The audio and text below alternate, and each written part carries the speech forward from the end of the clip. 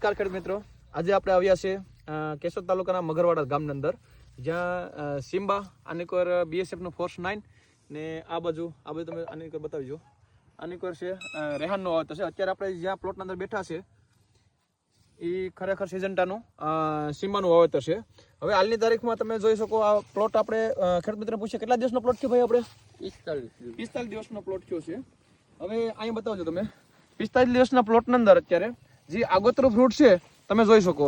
આ કિલ્લાની આસપાસનું આગોતરું ફ્રૂટ થઈ ગયું છે. ખરેખર આ જે આગોતરું ફ્રૂટ છે ખેડૂત મિત્રોને ખરેખર આગળ તોડી લેવું જોઈએ.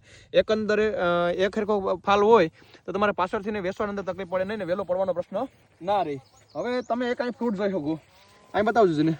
આ તમે જે દાંડલીમાંથી તમને ફ્રૂટ ખરેખર બતાવે છે એ પોલિનેશનના ખામી લીધે છે થાય છે. ખરેખર મધમાખી અત્યારે શિયાળાની અંદર આપણા પ્લોટના અંદર ઓછી જોવા મળે, એટલે એને લીધે આ પોલિનેશનનો પ્રશ્ન રહી છે. એને લીધે થોડો ઘણો ફ્રૂટના અંદર પ્રશ્ન રહી છે.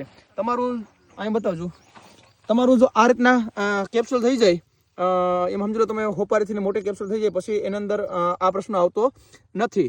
ને અમુક સમયે અમુક જગ્યાએ તમે જોયું છે ખેડૂત મિત્રોએ કે ડોટારા પડારા ફ્રૂટ થવાનો પ્રશ્ન વધારે રહે છે, જેની અંદર તમે કેલ્શિયમ નાઇટ્રેટ બોરોન જેવી વસ્તુ ચડાવીને તમે એનો કંટ્રોલ કરી શકો છો.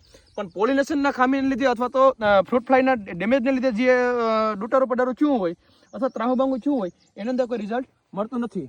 તમે જોઈ શકો છો આ જીસી ફ્રૂટ ફ્લાયનું મેલિગલ છે, પણ કુકુર આ તમે અંદર જોઈ શકો છો. ખરેખર આની અંદર કુકર બેટીનું મેળવાનું હોય.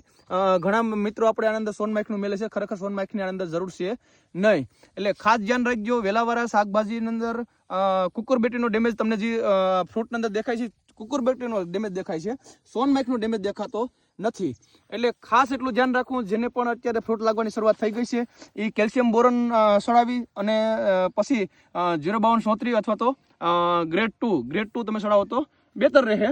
આ સડાવીને તમે આનંદ કંટ્રોલ કરી શકો, જેથી કરીને આપણે વધારે પડતી નુકસાની આવે નહીં. ને તમે અત્યારે જોઈ શકો છો આ વેલાની અંદર આ જે વસલો પટ્ટો તમને જે દેખાય છે એ થોડીક પાણીના અનિયમિતતાના લીધે ને પ્લસની અંદર લીપ પાઇન્ડરના શરૂઆતના એટેકને લીધે આ તમને જે પાન ઉપર સફેદ સારોડી જેવું થોડુંક દેખાય ને પ્લસની અંદર પાન થોડુંક નબળું દેખાઈ જાય.